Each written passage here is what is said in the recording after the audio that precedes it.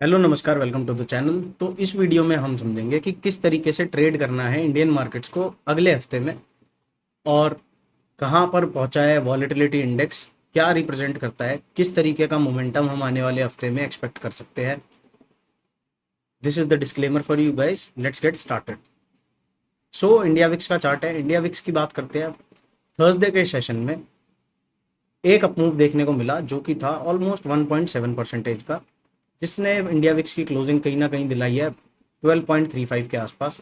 Breakout की हम previous videos में बात कर चुके हैं कि इंडिया विक्स में बड़ा मोमेंटम अपसाइड मूव कब देखने को मिलेगा, 12.7 के ऊपर जिस दिन हमें इंडिया विक्स के अंदर क्लोजिंग दिखेगी, या फिर इंट्राडे बेसिस पे भी 1 आवर कैंडल क्लोजिंग मिल जाएगी 12.7 के ऊपर, तो हमें एक अच्छा मोमेंटम अपसाइड में देखने को मिलेगा। और उसी के साथ हमें सारे इंडियन इंडाइसिस में एक बड़ा मूव देखने को मिल सकता है। बात कर लेते हैं निफ्टी 50 इंडेक्स की, किस तरीके से पिछले हफ्ते में उसने ट्रेड किया।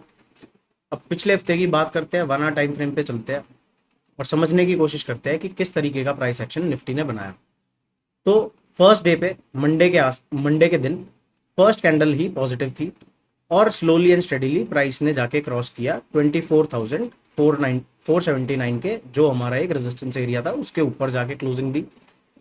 फिर मंडे के ही सेशन में काफी बड़ा मोमेंटम हुआ अपसाइड में, और एक काफी इंपॉर्टेंट मूविंग एवरेज है जिसको हम यूज करते हैं, ये पर्पल मूविंग एवरेज है, उसके ऊपर जाके क्लोजिंग मिली। लास्ट के सेशन में जो लास्ट 1 आवर था उसके अंदर एक नेगेटिव कैंडल थी, बट ट्यूसडे के सेशन में क्या होता है, जो ये बाइंग मंडे को चल रही थी उसको एक फॉलो थ्रू देखने को मिलता है फर्स्ट आवर में। सेकंड आवर के अंदर रिजेक्शन कैंडल आती है एग्जैक्ट सेम उसी साइज की जिस साइज की फर्स्ट आवर की थी। तो सेकंड आवर में रिजेक्शन आने के बाद एक पुल बैक होता है, और ग्रीन ईएमए के आसपास से एक सेलिंग देखने को मिलती है किस लेवल तक, जो हमारा एक रेजिस्टेंस एरिया था। अब रेजिस्टेंस को एक बारी प्राइस ने रिवर्स कर दिया है तो रेजिस्टेंस बिकम द सपोर्ट। अब सपोर्ट पे आने के बाद क्लोजिंग जो हुई ट्यूसडे के सेशन की, वो कहीं ना कहीं 24,480 के आसपास देखने को मिली। नेक्स्ट डे वेडनेसडे के सेशन में क्या हुआ, प्राइस को गैप अप ओपनिंग मिलती है, और फर्स्ट 3 घंटे में प्राइस रेंज बाउंड रहता है, 3 डोजी कैंडल्स बनती है और रेंज ब्रेकआउट होता है अपसाइड में, और 24,620 का जो नेक्स्ट एरिया ऑफ रेजिस्टेंस है उसके आसपास आके कहीं फोर्थ आवर की क्लोजिंग मिलती है। फिफ्थ आवर में बाइंग कंटिन्यू रहती है, और सिक्स आवर ऑनवर्ड्स एक सेलिंग देखने को मिलती है, और क्लोजिंग मिलती है कहीं ना कहीं 24,620 के आसपास। फिर बचता है थर्सडे का सेशन, जो कि निफ्टी का एक एक्सपायरी का दिन भी होता है। पिछली दो एक्सपायरीज पे आपने देखा होगा कि काफी बड़े मोमेंटम देखने को मिले थे निफ्टी के अंदर और सेंसेक्स के अंदर। तो इस बार की एक्सपायरी पूरी फ्लैट गई। पूरे दिन निफ्टी ने एक रेंज में कंसोलिडेट किया, जो रेंज थी ऑलमोस्ट 2.7 परसेंटेज की, मतलब 0.3 परसेंटेज से भी कम की मूवमेंट थर्सडे के सेशन में निफ्टी 50 के इंडेक्स ने दी। तो अब हम क्या एक्सपेक्ट कर सकते हैं कि आने वाले हफ्ते में किस तरीके से प्राइस ट्रेड कर सकता है, उसको समझते हैं।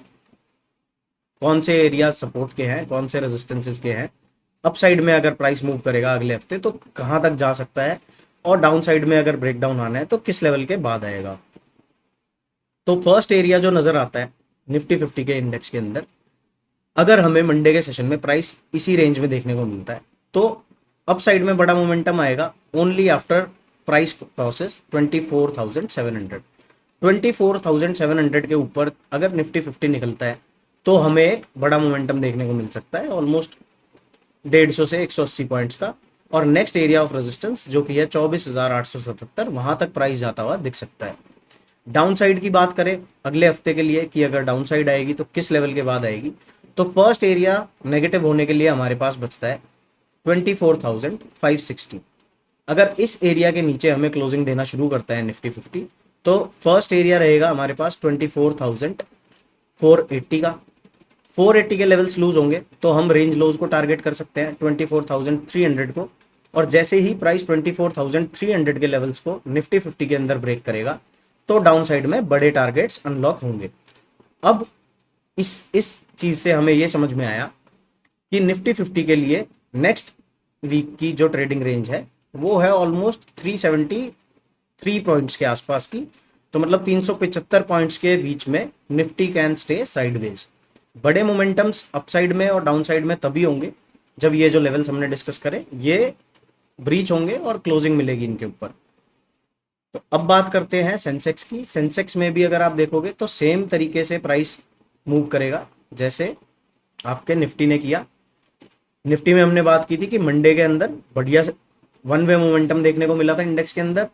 ट्यूसडे में फर्स्ट कैंडल ग्रीन थी और सेकंड कैंडल नेगेटिव थी और प्राइस ने पुल बैक लिया अपने सपोर्ट एरिया के आसपास तक, जो कि है 80,242 के आसपास।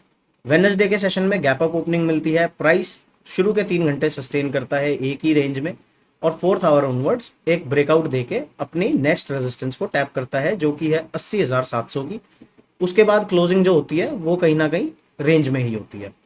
थर्सडे के सेशन में, फ्राइडे की जैसे छुट्टी भी थी 15 अगस्त के लिए, तो थर्सडे के सेशन में सेंसेक्स भी पूरे दिन रेंज बाउंड रहता है और ऑलमोस्ट 0.25% की रेंज के अंदर सेंसेक्स पूरा दिन निकाल देता है। तो अब सेंसेक्स के लिए नेक्स्ट वीक क्या प्लान है? वही प्लान है कि 81,000 अपसाइड में ब्रेक होना चाहिए तो हमें प्राइस जाता हुआ दिखेगा 81,560 के एरियाज तक। डाउन साइड में किसी तरीके से अगर 80,400 ब्रेक हो जाता है तो 80,400 से लेके और 80,250 के बीच में प्राइस कैन स्टे साइडवेज। ये एरिया ब्रेक होगा तो रेंज लोज को टारगेट किया जा सकता है, जो कि है 79,000 और 79,700। जैसे ही 79,700 डाउन साइड में ब्रेक होगा, सेंसेक्स के अंदर बड़े डाउन साइड टारगेट्स एक्टिवेट हो जाएंगे। बट उससे पहले हमें देखना ये जरूरी है कि इस रेंज को ब्रेक करके अगर सेंसेक्स अपसाइड में मूव करना चाहता है तो फिर हमें बड़े टारगेट्स अपसाइड में भी देखने को मिल सकते हैं। बट उसके ऊपर हम आएंगे आफ्टर 81,560 इज रिक्लेम्ड। इस एरिया के बाद हम बुलिश सेटअप्स के बारे में बात करेंगे, सेंसेक्स में भी और बाकी के इंडाइसिस के अंदर भी। अब बात कर लेते हैं फिन निफ्टी की। फिन निफ्टी को समझने की कोशिश करते हैं। अब निफ्टी और सेंसेक्स के अंदर हमें पिछले हफ्ते एक पॉजिटिव मोमेंटम देखने को मिला, बट फिन निफ्टी के अंदर क्या सिनेरियो है?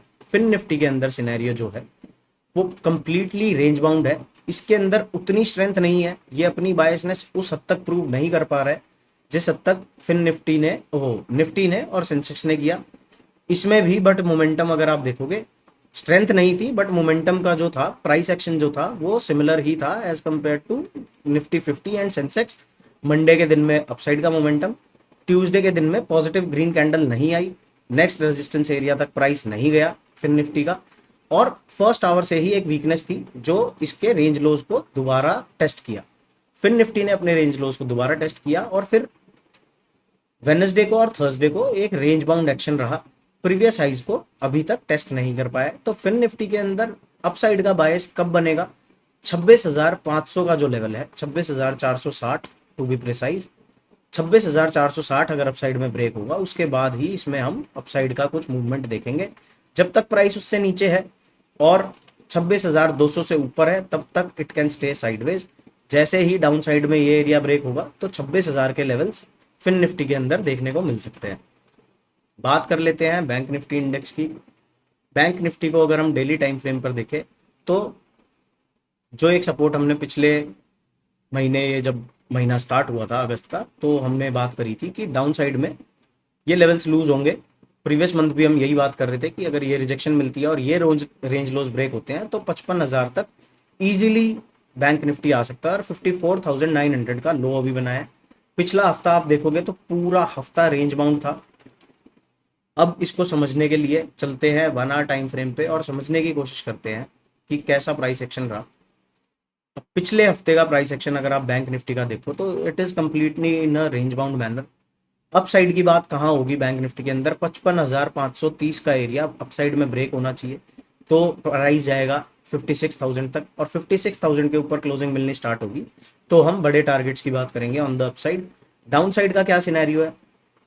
जो मंडे के सेशन के रेंज लोज थे उनको ऑलमोस्ट थोड़ा रीटेस्ट किया है, कंप्लीटली रीटेस्ट नहीं किया है फिन निफ्टी की तरह, बट रेंज लोज के आसपास आके बैंक निफ्टी ने एक वीकनेस शो करी ट्यूसडे के सेशन में। मंडे को वन साइड मोमेंटम ही था, ट्यूसडे को फर्स्ट कैंडल से ही एक वीकनेस दिखी थी बैंक निफ्टी में as similar to fin Nifty. Fin Nifty के अंदर भी फर्स्ट कैंडल से ही वीकनेस देखने को मिली थी।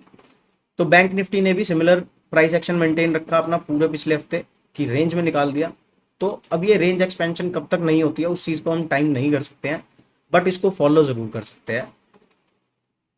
तो इसके अंदर अपसाइड के टारगेट्स के बारे में हमें तभी प्लान करना है जब 55,000 फर्स्ट एरिया है और 56,000 जब डिसाइसिवली अपसाइड में ब्रेक हो जाएगा और क्लोज हो जाएगा, उसके बाद हम अपसाइड की बात करेंगे। डाउन साइड कब आएगी? 54,900 का जो लो बना हुआ है बैंक निफ्टी के अंदर, जब तक वो ब्रेक नहीं होता है तब तक बड़ा डाउन साइड नहीं देखने को मिलेगा। जैसे ही वो ब्रेक एंड क्लोज होगा तो हम डाउन साइड में एक बड़ा मोमेंटम एक्सपेक्ट कर सकते हैं।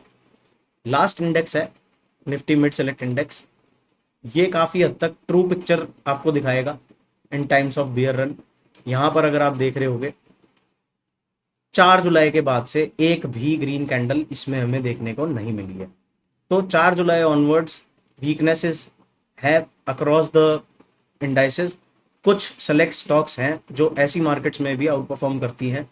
स्टॉक्स के बारे में भी वीडियोस बना सकते हैं हम लोग, अगर आप बोलोगे कमेंट्स में बताना। तो इसकी भी बात करते हैं। प्राइस ने पिछले हफ्ते मिड सेलेक्ट इंडेक्स में भी कंसोलिडेट ही किया है, बट एक बायसनेस जो है वो अपसाइड की है। यहाँ पर आप देखोगे कि फर्स्ट मंडे की जो कैंडल है उसका लो था कहीं ना कहीं 12,400 के आसपास। ट्यूसडे का लो जो था वो 12,544 था। वेडनेसडे का जो लो था वो 12,600 था। और थर्सडे के सेशन में वेडनेसडे का लो रीटेस्ट हुआ है और प्राइस ने क्लोजिंग कहीं ना कहीं अपसाइड में जाके दी है। तो इसका बायसनेस अपसाइड का है, बट इसने भी अपना जो एक रेजिस्टेंस एरिया है 12,750 का, उसको रिक्लेम नहीं किया है। मिड सेलेक्ट इंडेक्स के अंदर अभी कोई खास स्ट्रेंथ नजर नहीं आ रही है। अपसाइड के बारे में इसमें कब सोचना है? अपसाइड के बारे में तभी सोचना है जब 12,800 के लेवल्स अपसाइड में ब्रेक एंड क्लोज हो जाते हैं, यानी कि रिक्लेम हो जाते हैं। जब तक 12,800 के नीचे हैं, सेल ऑन राइज के स्ट्रैटेजी से इसको हमें ट्रेड करना पड़ेगा। डाउन साइड में अच्छा सेलिंग प्रेशर या फिर नए सेलर्स कहां पर आपको देखने को मिल सकते हैं? 12,450 का जो एक सपोर्ट एरिया है वो डाउन साइड में ब्रीच होता है और क्लोजिंग मिलती है तो बड़े टारगेट्स डाउन साइड के अंदर मिड सेलेक्ट इंडेक्स देगा। So this is all in this video. मिलते हैं नेक्स्ट वीडियो में। बाय बाय, जय श्री राम।